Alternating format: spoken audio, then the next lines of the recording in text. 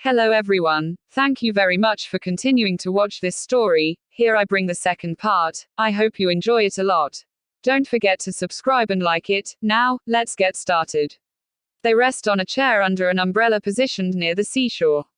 They feel tired after having spent the whole morning splashing in the water and swimming pretending to be professionals.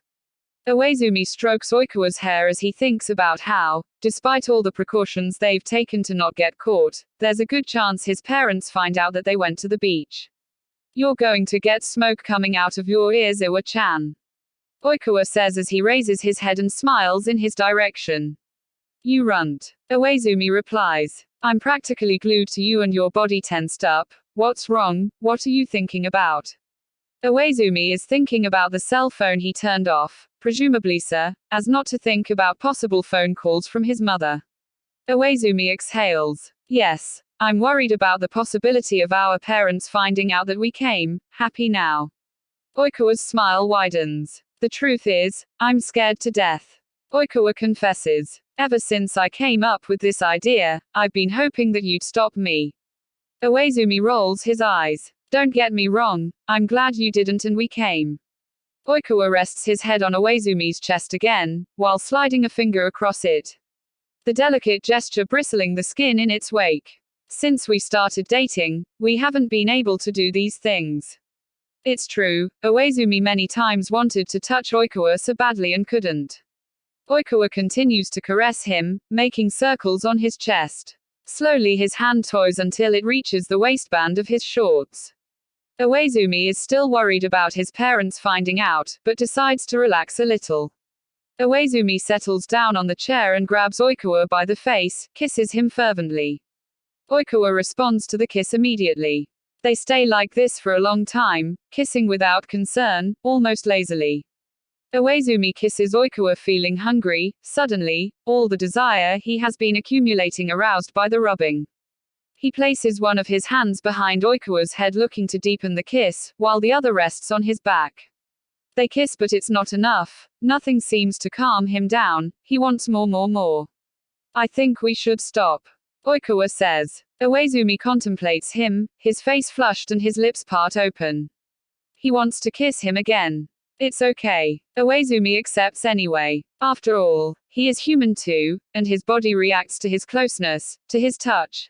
And even thought they're practically alone, a beach is not a place where they can do such things. They settle back on the chair again. I'm surprised that this chair was able to support our weight. Speak for yourself, Iwa-chan, I am as light as feathers. Light my ass, you are even heavier than me. Oikawa lets out a laugh, loud and outrageous. Do you want me to give you a punch? Iwaizumi asks with a frown. You're always so affectionate, replies Oikawa sarcastically in between laughs.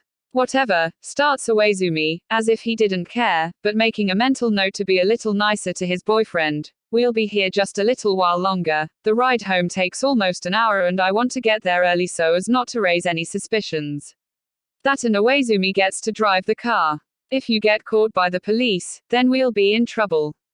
Don't even remind me. Why is it that I agreed to be your boyfriend again? Oikawa starts kissing his chest. You'll have to find out for yourself. ... I can't believe you lent yourself to this. Matsun says while holding back the urge to laugh. He and Maki are sitting in one of the corners of the gym, while the first years are practicing serves. Maki shrugs. I don't know what you're surprised about. I've always been a good and benevolent spirit. Yeah, if you say so. And you doubt it. Matsun thinks for a moment. Maki, do you want the answer with empathy or with honesty? You fucker. Maki retorts while laughing. Matsun picks up the bottle of water next to him, begins to drink it all in one gulp. Adam's apple goes up and down. Not that Maki is watching. But seriously, why did they tell you about the evil plan and leave me out?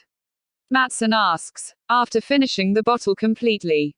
They didn't leave you out. They didn't really tell me either. I don't even know exactly where they are.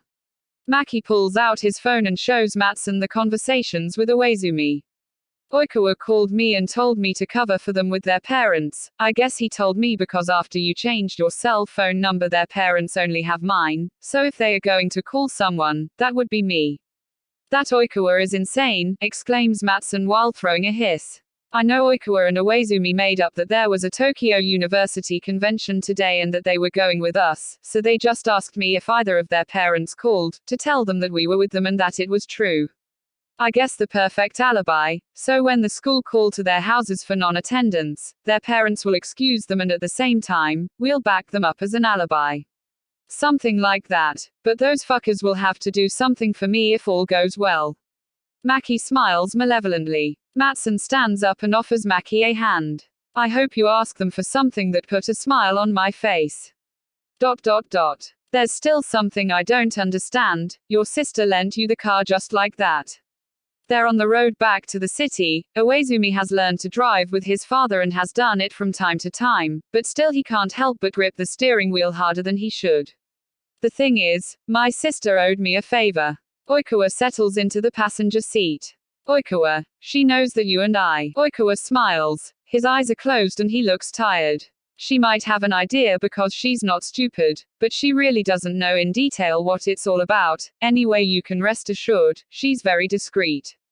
That and that I have very curious secrets about her that I'm sure she doesn't want anyone to know. Iwaizumi exhales. I can't believe we did it. Yeah, well, you need to have more faith.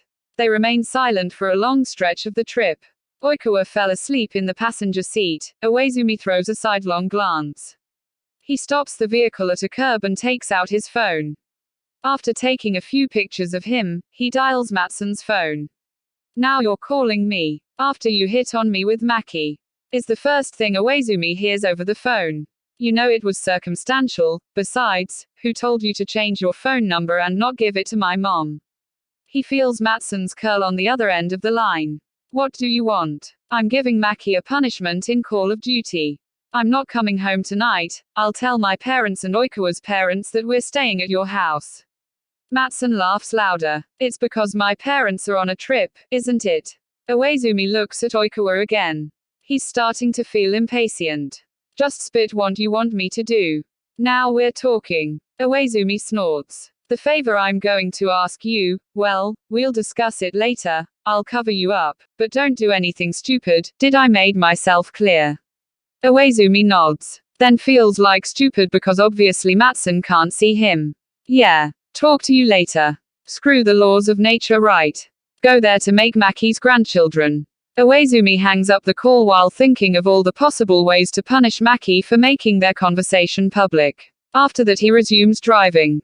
Oikawa is still asleep and that's fine. Iwaizumi wants to give him a good surprise. Now let's see which one of us has more faith.